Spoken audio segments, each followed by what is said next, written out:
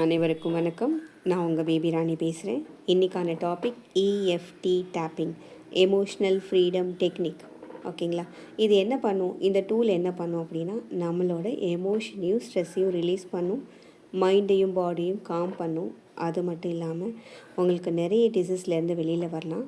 இப்போ நீங்கள் பார்க்குற படத்துலேருந்து உங்களுக்கு நிறைய பாயிண்ட்ஸ் புரியும்.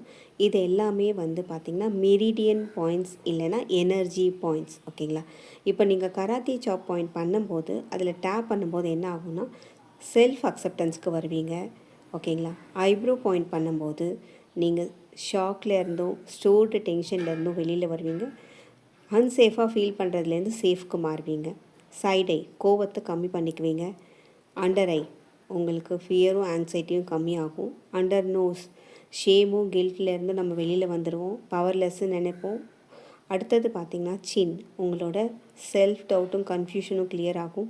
காலர் போன் உங்களுக்கு ஃபீலிங் அன்சப்போர்ட்டட்லேருந்து வெளியில் வருவீங்க.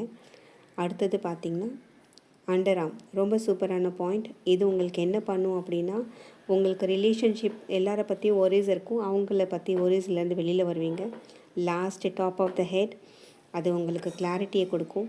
எனக்கு தெரிஞ்சு சின்ன ஒரு கிளியரன்ஸ் கொடுத்துருக்கேன். நெக்ஸ்ட் வீடியோவில் கண்டிப்பாக நான் இன்னும் டீட்டெயிலாக வரேன்.